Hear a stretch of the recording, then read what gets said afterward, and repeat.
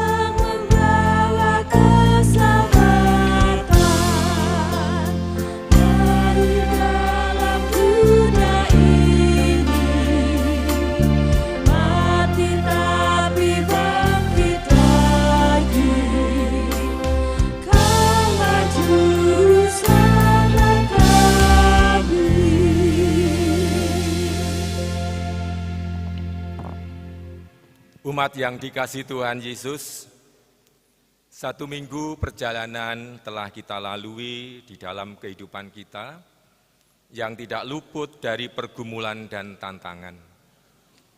Tetapi pada saat yang sama kita juga merasakan ada tuntunan dan pertolongan Tuhan yang luar biasa atas kehidupan kita.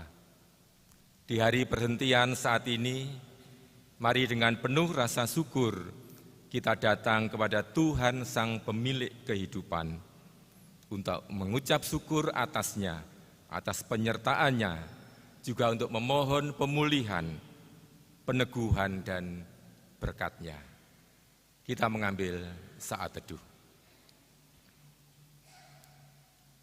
Bahwa pertolongan kita datangnya dari Allah Bapa Pencipta langit dan bumi, yang tidak pernah meninggalkan pekerjaan tangannya, serta yang kekal kasih setianya. Amin. Kita pujikan pelengkap Kidung Jemaat 219, bait yang pertama dan yang kedua.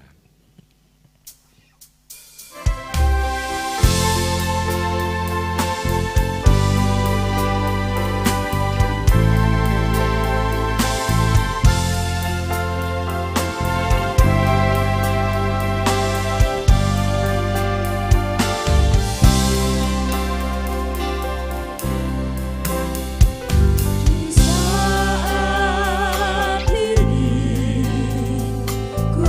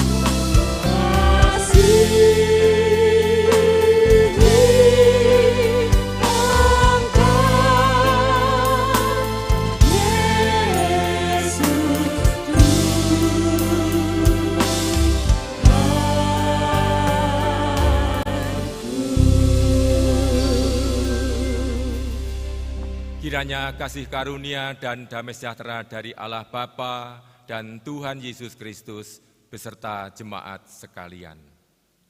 Amin. Disilahkan duduk.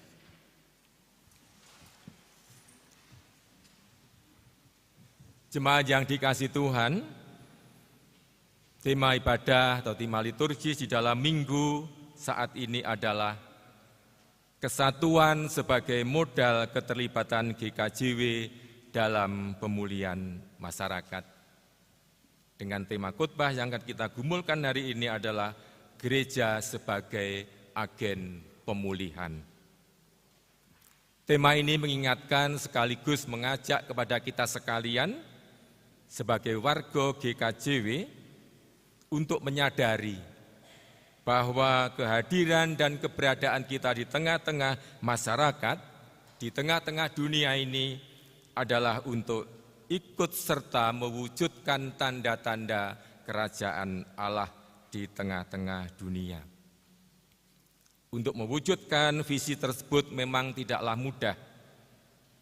Kita senantiasa diperhadapkan dengan berbagai konsekuensinya. Untuk itu, kita diingatkan untuk tetap teguh mewujudkan visi tersebut melalui sikap hidup kita sehari-hari yang senantiasa berfokus kepada Kristus.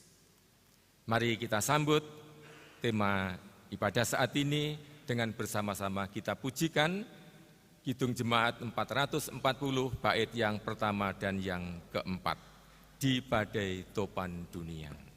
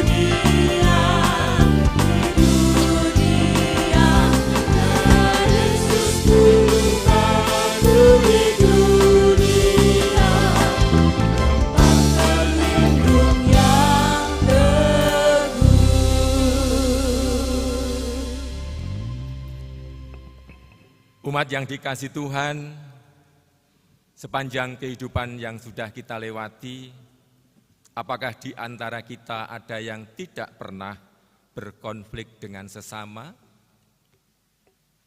Dengan jujur kita mengakui, tentu bahwa setiap kita pernah mengalami konflik dengan berbagai sebab dan alasan. Dan akibatnya apa yang terjadi jika ada konflik di dalam kehidupan kita? Tidak lain adalah hilangnya rasa nyaman dan rasa bahagia di dalam kehidupan kita, berubah menjadi adanya luka di hati. Demikian juga luka di hati kita ataupun kita melukai hati sesama kita. Oleh sebab itu, sebelum bersama-sama kita akan lanjutkan ibadah kita saat ini, mari segala keberadaan hidup kita yang penuh dengan luka ini, kita akui di hadapan Tuhan, bersama-sama kita ungkapkan pengakuan dan penyesalan kita melalui ungkapan pujian Kidung Jemaat 467, bait yang pertama sampai yang ketiga. Nanti akan kita pujikan, bait yang pertama dipujikan oleh kaum pria, bait kedua oleh kaum wanita, dan bait ketiga kita pujikan bersama-sama.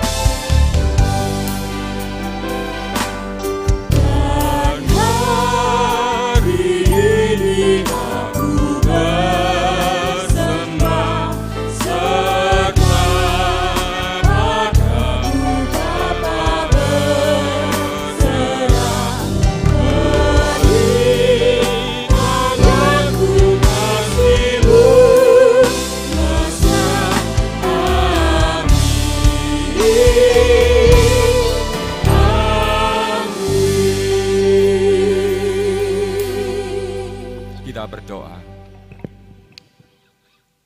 Inilah Tuhan, pengakuan dan penyesalan kami anak-anak-Mu. Engkau Maha Tahu dan Maha Mendengar. Kiranya kasih pengampunan-Mu boleh Engkau nyatakan untuk kami semuanya yang saat ini bersujud di hadapan-Mu. Ampunilah kami, dan berikanlah kami kekuatan untuk menjalani kehidupan kami selanjutnya seturut dengan kehendak-Mu.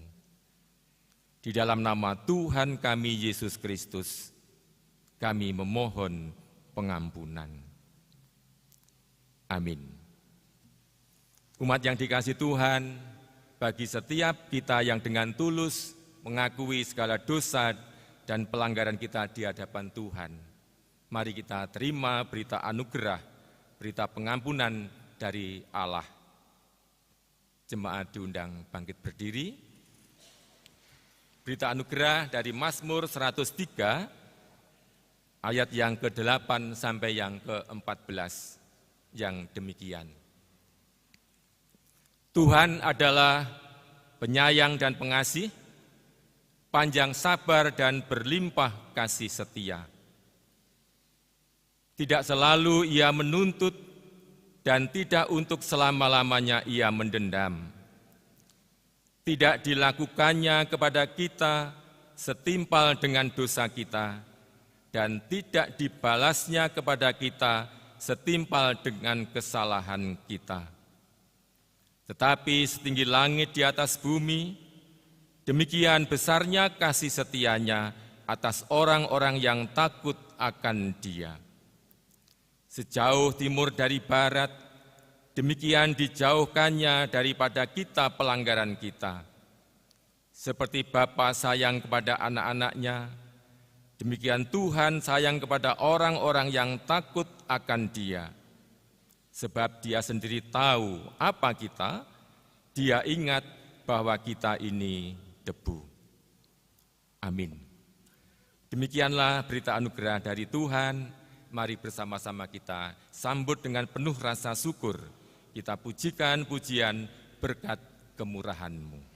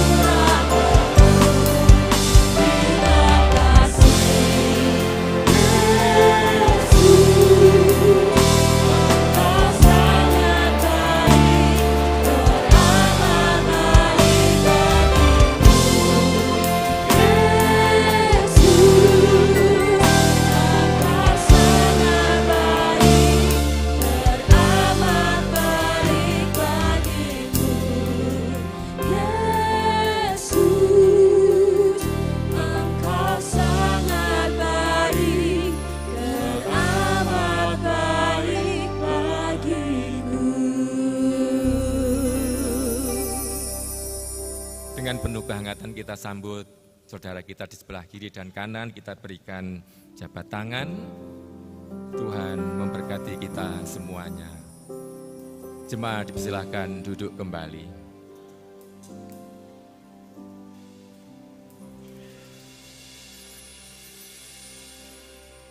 Bersama-sama kita akan dihantar berdoa untuk menerima firman Tuhan, di mana bacaan firman Tuhan pagi ini ada dua bagian bacaan yang akan kita baca.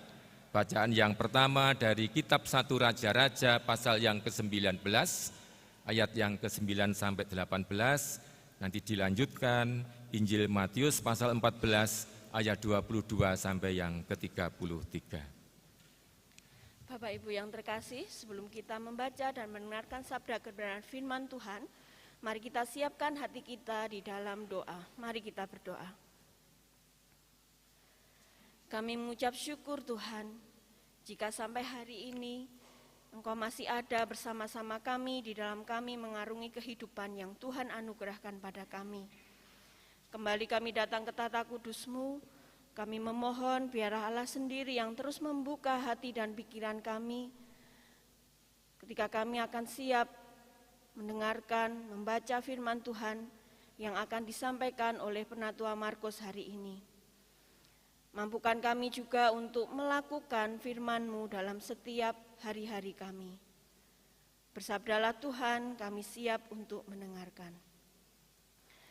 Firman Tuhan di dalam 1 Raja-Raja pasal 19 ayat 9 sampai 18 begini firman Tuhan. Allah menyatakan diri di Gunung Horeb. Di sana masuklah ia ke dalam sebuah goa dan bermalam di situ. Maka firman Tuhan datang kepadanya demikian. Apakah kerjamu di sini, hai Elia? Jawabnya, aku bekerja segiat-giatnya bagi Tuhan, Allah semesta alam. Karena orang Israel meninggalkan perjanjianmu, meruntuhkan mezbah-mezbahmu, dan membunuh nabi-nabimu dengan pedang. Hanya aku seorang dirilah yang masih hidup dan mereka ingin menyabut nyawaku. Lalu firman-Nya, keluarlah dan berdiri di atas gunung itu di hadapan Tuhan. Maka Tuhan lalu, angin besar dan kuat yang membelah gunung-gunung dan memecahkan bukit-bukit batu mendahului Tuhan. Tetapi tidak ada Tuhan dalam angin itu. Dan sesudah angin itu datanglah gempa, tetapi tidak ada Tuhan dalam gempa itu. Dan sesudah gempa itu datanglah api, tetapi tidak ada Tuhan dalam api itu. Dan sesudah itu datanglah bunyi angin sepoi-sepoi basah. Segera sesudah Elia mendengarnya, ia menyelubungi mukanya dengan jubahnya, lalu pergi keluar dan berdiri di pintu goa itu. Maka datanglah suara kepadanya yang berbunyi, apakah kerjamu di sini, hai Elia? Jawabnya, aku bekerja segiat-giatnya bagi Tuhan, Allah semesta alam, karena orang Israel meninggalkan perjanjianmu, meruntuhkan mezbah-mezbahmu, dan membunuh nabi-nabimu dengan pedang. Hanya aku seorang dirilah yang masih hidup, dan mereka ingin mencabut nyawaku. Firman Tuhan kepadanya, pergilah, kembalilah ke jalanmu, melalui padang gurun ke Damsyik, dan setelah engkau sampai, engkau harus mengurapi Hazael menjadi raja atas Aram. Juga Yehu, cucu Nimsi, haruslah kau urapi menjadi raja atas Israel. Dan Elisa bin Safat dari Abel Mehola harus kau urapi menjadi nabi menggantikan engkau. Maka siapa yang terluput dari pedang Hazael akan dibunuh oleh Yehu, dan siapa terluput dari pedang Yehu akan dibunuh oleh Elisa. Tetapi aku akan meninggalkan 7.000 orang di Israel, yakni semua orang yang tidak sujud menyembah Baal dan yang mulutnya tidak mencium Dia. Kita lanjutkan Matius pasal yang ke-14 ayat 22 sampai 33. Yesus berjalan di atas air. Sesudah itu Yesus segera memerintahkan murid-muridnya naik ke perahu dan mendahuluinya ke seberang. Sementara itu ia menyuruh orang banyak pulang. Dan setelah orang banyak itu disuruhnya pulang, Yesus naik ke atas bukit untuk berdoa seorang diri. Ketika hari sudah malam, ia sendirian di situ. Perahu murid-muridnya sudah beberapa mil jauhnya dari pantai dan diombang-ambingkan gelombang karena angin sakal. Kira-kira jam 3 malam, datanglah Yesus kepada mereka berjalan di atas air. Ketika murid-muridnya melihat dia berjalan di atas air, mereka terkejut dan berseru, "Itu hantu!" Lalu berteriak-teriak karena takut. Tetapi segera Yesus berkata kepada mereka, "Tenanglah, aku ini, jangan takut." Lalu Petrus berseru dan menjawab dia, "Tuhan, apabila Engkau itu, suruhlah aku datang kepadamu berjalan di atas air." Kata Yesus, "Datanglah." Maka Petrus turun dari perahu dan berjalan di atas air mendapatkan Yesus. Tetapi ketika dirasanya tiupan angin, takutlah ia dan mulai tenggelam, lalu berteriak, "Tuhan, tolonglah aku." Segera Yesus mengulurkan tangannya, memegang dia dan berkata, "Hai orang yang kurang percaya, mengapa engkau bimbang?" Lalu mereka naik ke perahu dan angin pun redalah. Dan orang-orang yang ada di perahu menyembah dia, katanya, "Sesungguhnya engkau anak Allah." Amin. Demikianlah Bapak Ibu yang dikasih Tuhan, bacaan firman Tuhan yang kita terima pada pagi hari ini. Berbahagia bagi kita sekalian yang dengan tekun membaca firman Tuhan, terlebih berupaya untuk memelihara dan menjalankan di dalam kehidupan sehari-hari. Tuhan memberkati. Amin. Kita sambut firman Tuhan ini dengan pujian Kidung Jemaat 50A bait yang pertama dan yang ke-6. Sabdamu abadi.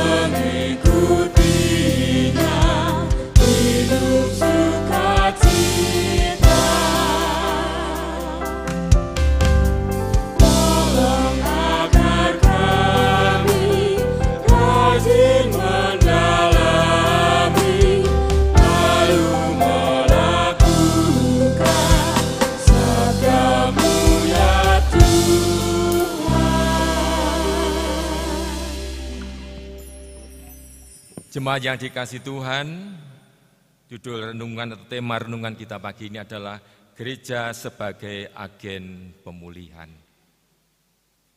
Jemaat yang dikasih Tuhan, bacaan yang pertama kita dalam minggu ini di 1 Raja-Raja 19 ayat 9 sampai 18 yang sudah kita baca tadi, dilatar belakangi kisah yang menceritakan keberadaan dan peran para nabi-nabi Tuhan sebagai juru bicara Allah yang berani. Tugas mereka adalah memperingatkan raja dan bangsa Israel supaya tidak menyembah berhala dan tidak meremehkan perintah-perintah Allah. Salah satu nabi yang cukup termasyhur di bangsa Israel adalah Nabi Elia. Elia adalah seorang nabi yang dengan kesetiaannya mengemban firman Allah dan dengan gagah berani memimpin umat Israel berjalan di jalan Tuhan. Jika kita perhatikan di kitab 1 Raja-Raja pasal yang ke-18 sampai yang ke-19 yang sebagian tadi menjadi bacaan kita hari ini, disebutkan bahwa ketika itu kerajaan Israel yang sebelah utara di bawah pemerintahan Raja Ahab dengan istrinya Isabel. Pada zaman itulah Elia berjuang habis-habisan, berjuang dengan sungguh-sungguh untuk menyadarkan bangsa Israel dari perbuatan mereka yang salah pada saat itu, yaitu menyembah Baal. Dan untuk membuktikan bahwa Tuhan itu adalah Allah, maka dengan gagah berani Elia menantang 450 nabi-nabi Baal untuk membakar korban tanpa menyalakan api. Ketika para nabi Baal itu gagal, korban mereka tidak terbakar, kemudian Elia berhasil menyalakannya dengan api dari Tuhan. Maka Elia bersama dengan umat Israel saat itu membunuh 450 nabi Baal itu. Namun tindakan Elia ini ternyata membuat Isabel, Ratu Israel, marah luar biasa dan memerintahkan kepada laskarnya untuk membunuh Nabi Elia. Ketika Elia mendengar kemarahan dan ancaman Isabel yang akan membunuhnya, seketika semangatnya redup, hatinya menciut dan kecut, dan ia berlari sejauh-jauhnya menjauhi laskar Isabel. Seharian ia mengarungi padang pasir, melewati Betseba, memasuki tanah kerajaan Yehuda, wilayah di luar kekuasaan Ahab dan Isabel.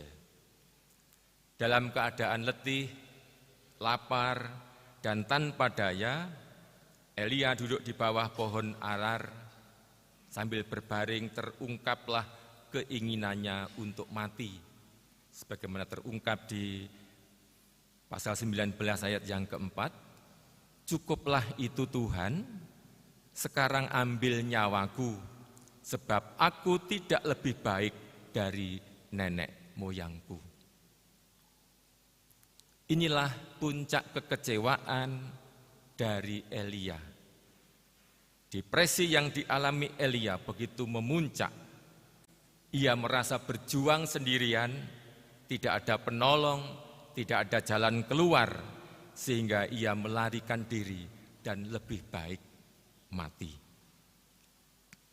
Namun tiba-tiba seorang malaikat Tuhan menyentuh dia dan berkata, "Bangunlah, makanlah."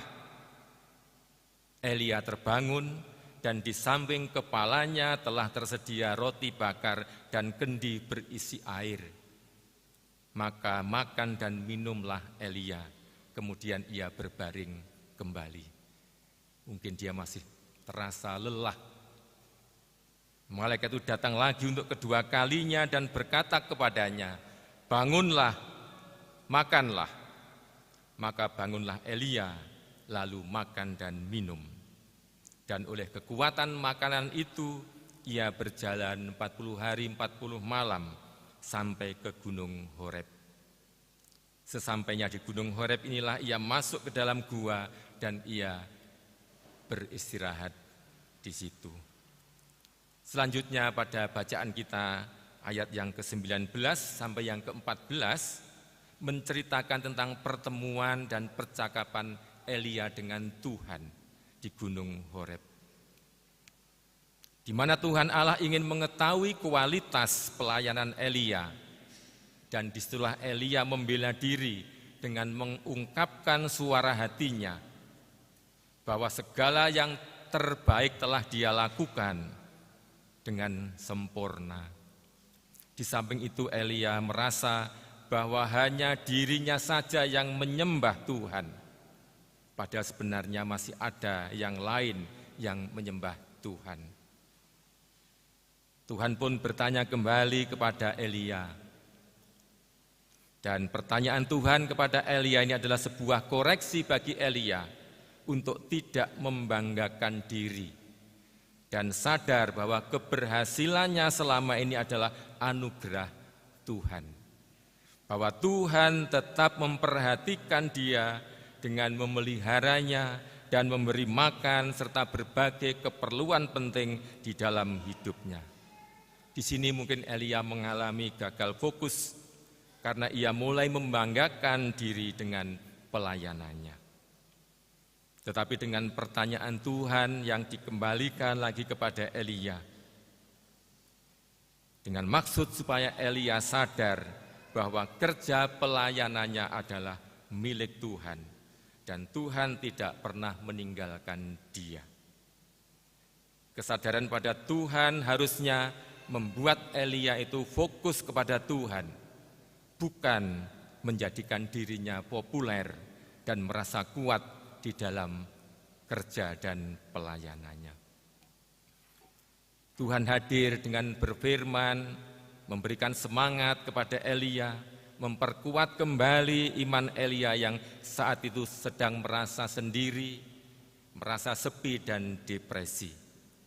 Dan di Gunung Horeb inilah Allah memanggil Elia untuk menyaksikan peristiwa alam, yaitu adanya angin yang besar, gempa bumi yang hebat, dan api. Tetapi di situ Tuhan tidak ada di dalam semua peristiwa itu. Dengan peristiwa alam itu Elia diingatkan untuk kembali pada pelayanan yang dimaksudkan Tuhan dan mengikuti perintahnya serta fokus pada pelayanan yang disiapkan Tuhan baginya. Apapun yang Tuhan berikan kepada Elia, dia harus fokus pada tugas yang diberikan oleh Tuhan tersebut. Apa tugas selanjutnya yang diberikan Tuhan kepada Elia? Yaitu mengurapi Hazael untuk menjadi Raja Aram. Yang kedua, mengurapi Yehu sebagai Raja Israel yang baru. Dan yang ketiga, mengurapi Elisa sebagai penggantinya.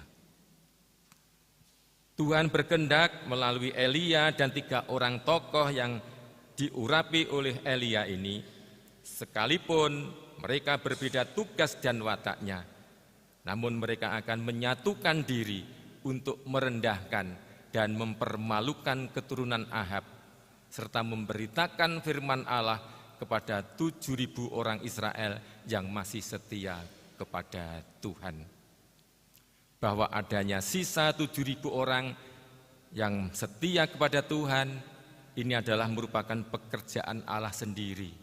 Dan untuk menunjukkan bahwa pelayanan Elia selama ini tidak sia-sia. Meskipun 7.000 itu bukan jumlah yang besar, Elia diyakinkan bahwa ia tidaklah sendirian di dalam menjalankan tugas dan mengimani kepada Allah. Umat yang diberkati Tuhan, pergumulan yang dialami oleh Nabi Elia tersebut ternyata tidak jauh berbeda dengan apa yang juga dialami oleh para murid Tuhan Yesus.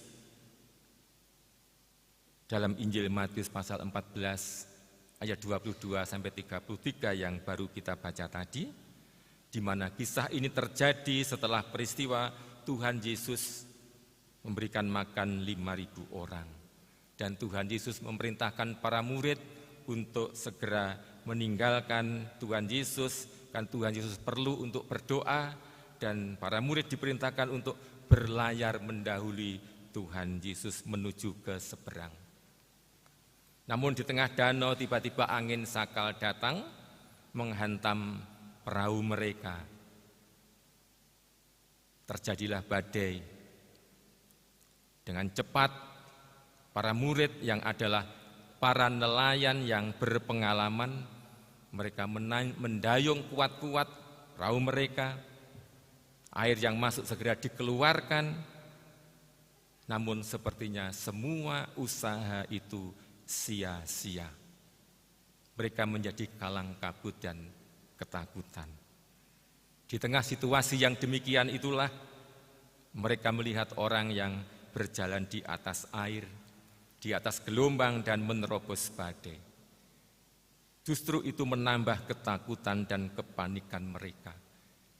Mereka menyebut itu hantu, dan mereka pun berteriak-teriak karena ketakutan. Tetapi kemudian orang itu yang tidak lain adalah Tuhan Yesus sendiri berkata, "Tenanglah, Aku ini, jangan takut. Segera mereka sadar, lalu Petrus ingin meyakinkan dengan bertanya kepada Tuhan. Tuhan, apabila itu Engkau, suruhlah aku datang kepadamu berjalan di atas air. Dan Tuhan Yesus menjawab, datanglah. Petrus pun turun dari perahu dan berjalan di atas air. Tetapi ketika ia merasakan tiupan angin, amuan gelombang, ia takut dan hampir tenggelam. Dan ia berseru kepada Tuhan, Tuhan, tolonglah aku. Yesus pun mengulurkan tangannya, memegang dia. Sambil berkata, hai orang yang kurang percaya, mengapakah engkau bimbang? Dan sesampainya di perahu, murid-murid itu menyembah Tuhan Yesus dengan mengungkapkan sesungguhnya Engkau anak Allah. Bapak, Ibu, dan saudara yang diberkati Tuhan, dari kisah ini kita bisa melihat bagaimana kehadiran Tuhan senantiasa nyata atas kehidupan para murid. Dan Tuhan mengingatkan kepada para murid untuk senantiasa tidak ragu-ragu di dalam kehidupannya. Bahwa Tuhan senantiasa akan hadir untuk mereka, menolong mereka dalam situasi apapun. Sehingga kalau Petrus awalnya begitu semangat menyambut Tuhan, namun di tengah semangat itu dia tidak fokus, akhirnya Petrus mengalami kebimbangan dan ia akhirnya tenggelam. Bapak Ibu yang diberkati Tuhan, dari dua kisah pergumulan dalam perenungan saat ini, kita semua diingatkan bahwa setiap kita, siapapun kita, sebagai gereja Tuhan, sebagai umat yang percaya kepada Yesus, kita punya potensi untuk mengalami dan merasakan apa yang dialami dan dirasakan oleh Elia maupun para murid Tuhan Yesus.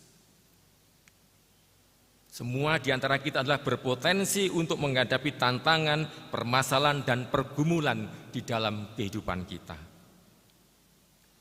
Mungkin saja kita merasa sudah melakukan yang terbaik sebagaimana Elia tadi. Melakukan yang benar, yang seturut dengan kehendak Tuhan. Namun nyatanya kita menghadapi kenyataan pahit, mendapatkan kesulitan, mendapatkan hambatan, tantangan ataupun musibah yang berat di luar harapan dan perkiraan kita. Sebagai anak-anak Tuhan di tempat kerja kita berupaya untuk mewujud nyatakan kebenaran. Namun nyatanya kita mendapatkan tantangan, kita mendapatkan hambatan, dan kita seolah-olah dikucilkan. Itu realitas nyata dalam kehidupan kita. Dalam semuanya itu, Bapak, Ibu, dan Saudara, janganlah kita menjadi kecewa. Janganlah kita menjadi putus asa, hilang arah dan harapan hidup kita. Kita harus mengingat bahwa sebagai gereja Tuhan, sebagai umat yang percaya kepada Tuhan Yesus, kita ini adalah milik Yesus, Tuhan dan Juru Selamat kita. Oleh sebab itu kita harus yakin bahwa di dalam menghadapi pergumulan tantangan apapun, kita harus yakin bahwa pertolongan Tuhan selalu datang tepat pada waktunya. Dan Tuhan Yesus tidak membiarkan para murid-muridnya sendirian.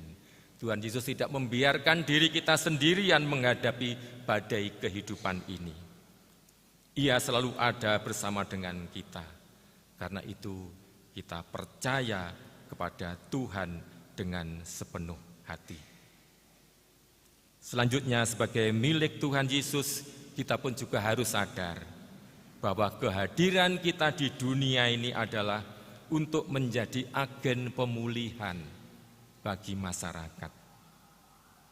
Kehadiran kita di dunia ini adalah untuk mengemban misi Allah, mewujudkan tanda-tanda kerajaan Allah di dunia ini, di mana kasih, sukacita, keadilan, kebenaran, dan damai sejahtera berlaku di dalam kehidupan. Memang tidak dapat dipungkiri bahwa upaya untuk mewujudkan panggilan dan pengutusan tersebut bukanlah perkara yang mudah.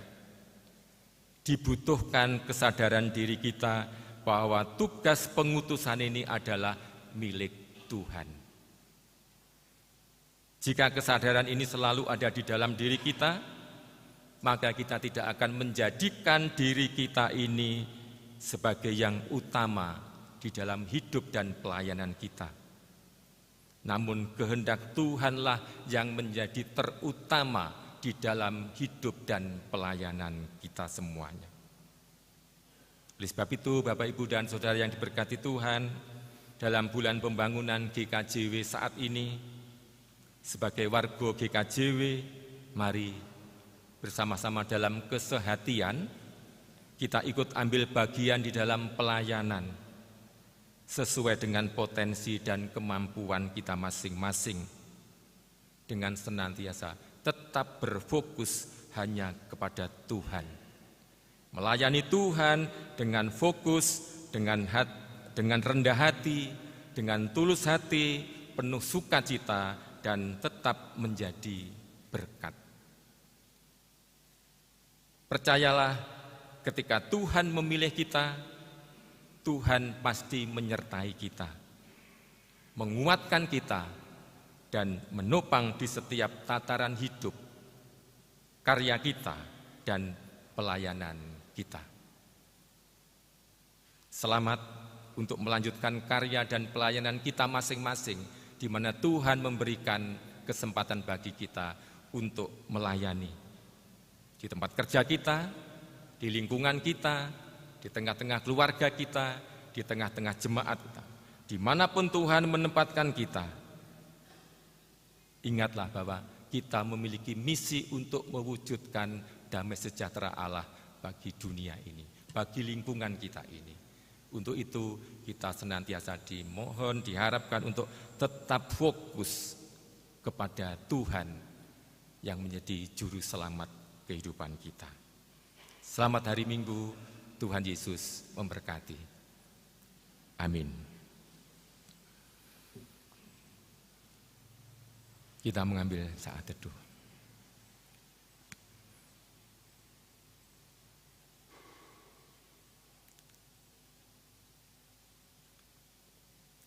Saat teduh cukup.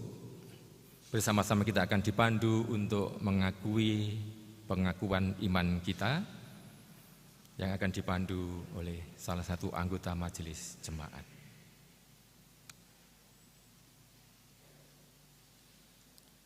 Dalam rangkaian ibadah, pujian dan penyembahan kita pada pagi ini, kita akan ungkapkan pengakuan iman rasuli kita. Jemaat diundang untuk berdiri.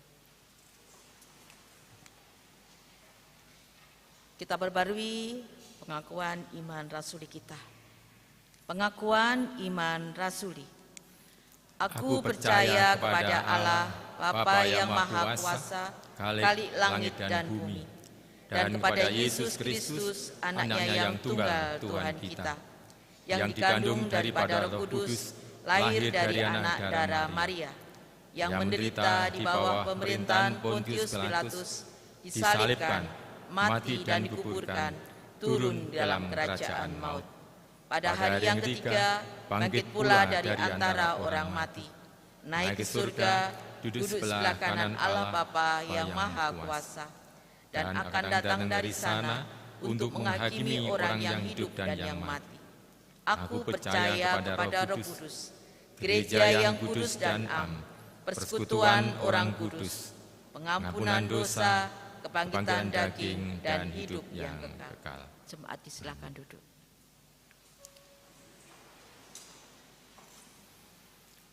Bersama-sama kita satukan hati, kita masuk di dalam doa. Terima kasih Bapa atas berkat firman-Mu yang sudah kami terima saat ini. Kiranya Engkau memampukan kami untuk terus berupaya mewujud nyatakan kasih, sukacita, keadilan, kebenaran, dan damai sejahtera di dalam kehidupan kami. Biarlah setiap pergumulan yang kami alami bukan menjadikan kami kecewa dan putus asa, namun justru setiap pergumulan itu boleh menjadi sarana untuk kami semakin tumbuh dan kuat di dalam iman, sehingga Tuhan berkenan memakai kehidupan kami untuk menjadi berkat bagi sesama kami. Terpujilah Tuhan, nama-Mu. Menyerahkan seluruh keberadaan hidup dan keluarga kami. Kami memohon berkat kekuatan, berkat kesehatan, berkat kecukupan dan damai sejahtera untuk seluruh anggota keluarga kami, baik itu istri kami, suami kami, anak-anak kami, orang tua kami, dan semua orang yang ada di dalam keluarga kami. Dan berkatilah setiap keluarga di GKJW Kediri ini, kiranya semuanya boleh hidup di dalam kasih, penuh sukacita dan damai sejahtera, dan kebenaran karena penyertaan Tuhan. Haleluya. Saat ini kami juga menyerahkan setiap pekerjaan ataupun usaha yang kami jalani. Kiranya Bapa memberikan berkat kemampuan dan kelancaran di dalam setiap pekerjaan dan usaha kami, sehingga melalui semuanya itu menjadi sarana berkat Tuhan untuk kecukupan kehidupan kami. Terima kasih Tuhan. Kami juga menyerahkan saudara-saudara kami yang saat ini sedang mengalami sakit, dimanapun mereka berada, baik yang ada di rumah ataupun di rumah sakit, yang tidak bisa kami sebutkan satu persatu.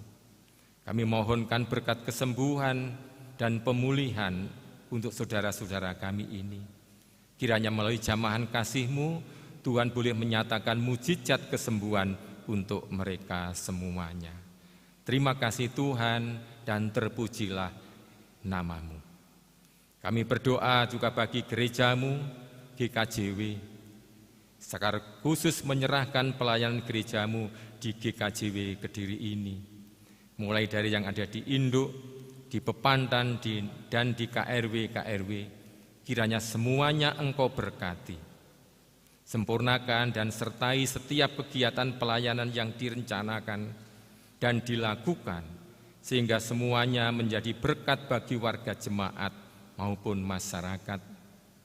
Urapilah setiap pelayan-Mu dengan Roh Kudus-Mu, sehingga Tuhan karuniakan kemampuan dan hikmat, serta kesetiaan dan ketulusan di dalam pengabdiannya, sehingga melalui setiap pelayanan ini hanya nama Tuhan yang dipermuliakan. Kami saat ini juga menyerahkan bangsa dan negara kami. Berkatilah para pemimpin bangsa kami, karuniakanlah berkat hikmat, kebijaksanaan, kekuatan, dan kesehatan, sehingga mampu untuk mengelola dan mengupayakan kesejahteraan bangsa dan negara. Demikian juga memasuki tahun politik saat ini, kiranya kuasa Roh Kudus-Mu Tuhan curahkan atas setiap warga bangsa, untuk semuanya mampu mengendalikan diri dalam keberbedaan, sehingga tercipta suasana yang kondusif. Biarlah setiap perbedaan yang ada di tengah-tengah kami tidak menjadi alat pemecah belah, namun boleh menjadi potensi untuk saling membangun dan menguatkan. Dan biarlah pesta demokrasi yang akan terwujud di negeri kami ini menjadi pesta bagi seluruh warga negara untuk menyalurkan aspirasi di dalam memilih para pemimpin bangsa kami dan dapat berjalan dengan penuh kedamaian. Terima kasih Tuhan, jika saat ini kami akan mengakhiri ibadah kami dan kami akan pulang kembali ke rumah kami masing-masing. Kami memohon Tuhan mengiring dan menyertai setiap langkah kehidupan kami. Inilah Bapa, doa dan syafaat kami yang kesemuanya kami mohonkan di dalam nama Tuhan kami Yesus Kristus yang telah mengajar kami berdoa. Bapa kami yang di sorga, dikuduskanlah nama-Mu, datanglah kerajaan-Mu, jadilah kehendak-Mu di bumi seperti di sorga. Berikanlah kami pada hari ini makanan kami yang secukupnya, dan ampunilah kami akan kesalahan kami, seperti kami juga mengampuni orang yang bersalah kepada kami. Dan janganlah membawa kami ke dalam pencobaan, tetapi lepaskanlah kami daripada yang jahat. Karena Engkaulah yang empunya kerajaan dan kuasa dan kemuliaan sampai selama-lamanya. Amin. Bersama-sama kita akan dipandu untuk mengungkapkan syukur kita melalui persembahan yang sudah kita persiapkan bersama.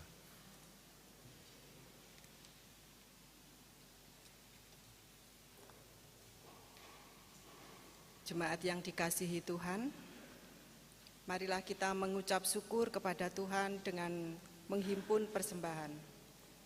Sebagai dasar di dalam kami menghimpun persembahan tertulis di dalam Kitab Mazmur pasal yang 136 ayat yang ke-1. Demikian firman Tuhan. Bersyukurlah kepada Tuhan sebab Ia baik. Bahwasanya untuk selama-lamanya kasih setianya. Amin. Penghimpunan persembahan saat ini diiringi dengan pujian PKJ 146, bait yang ke-1 sampai dengan selesainya kita menghimpun persembahan.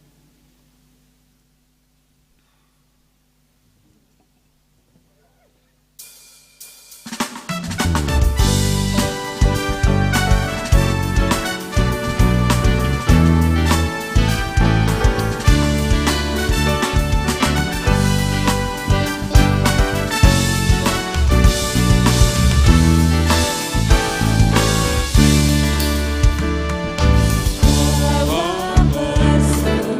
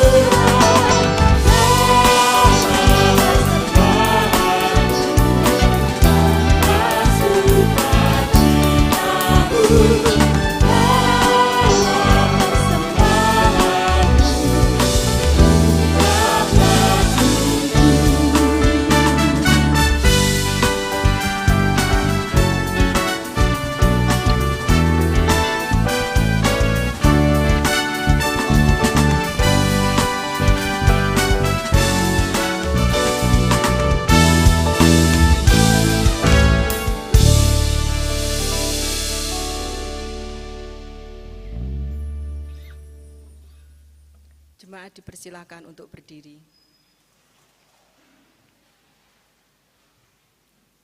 Mari kita menyerahkan persembahan ini di dalam doa. Mari kita berdoa. Mengucap syukur Tuhan, kalau pada saat ini Engkau memberi kesempatan kepada kami untuk menghimpun persembahan.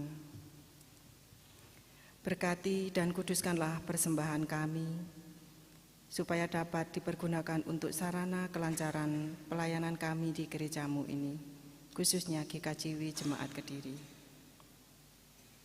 Kami menyerahkan hamba-Mu yang mengelola persembahan ini. Tuhan senantiasa memberkati dan memberikan hikmat serta kebijaksanaan, sehingga dapat mengelola persembahan ini dengan baik dan seturut dengan kehendak-Mu. Juga ajarkan kepada kami untuk selalu mempersembahkan hidup dan kehidupan kami hanya kepada-Mu. Terima kasih Tuhan, hanya di dalam nama Tuhan Yesus Kristus kami sudah berdoa dan mengucap syukur. Amin.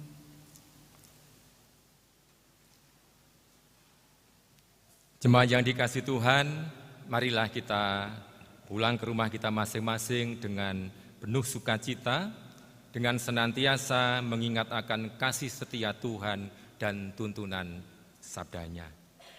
Ingatlah bahwa setiap kita dipanggil untuk menjadi agen pemulihan, menjadi saluran berkat bagi sesama dan seluruh ciptaan, melalui sikap dan perilaku kita sehari-hari, untuk mewujudkan tanda-tanda kerajaan Allah di dunia ini. Pujian Kidung Jemaat 260, bait yang pertama dan yang ketiga, dalam dunia penuh kerusuhan.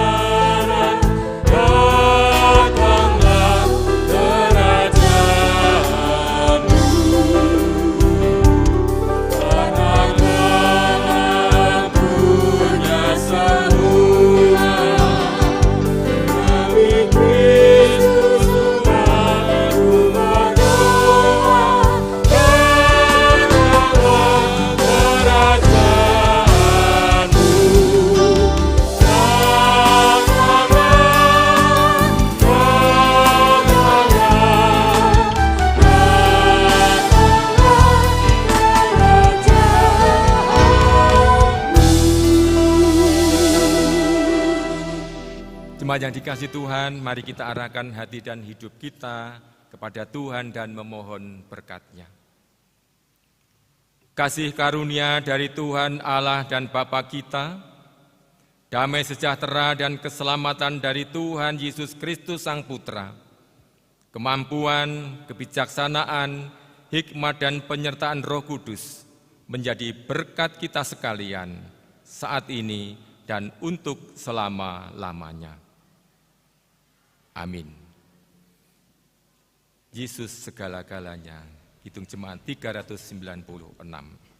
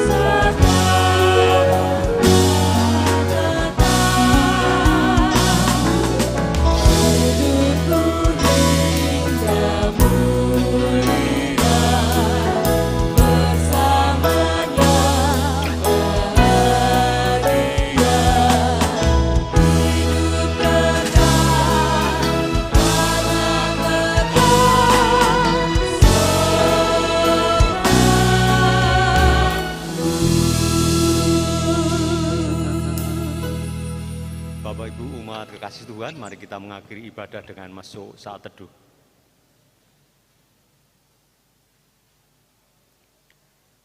Saat teduh selesai, dimana tadi ibadah yang kita laksanakan pada minggu hari ini, akhirnya mewakili majelis jemaat, mengucapkan sugeng kundur kepada Bapak Ibu sekalian, kiranya berkat Tuhan akan tetap mengalir, membersamai kita, memberikan semangat kita untuk masuki hari-hari yang akan kita lewati. Kasih Tuhan memberkati kita sekalian, selamat hari Minggu, Tuhan Yesus memberkati. Amin.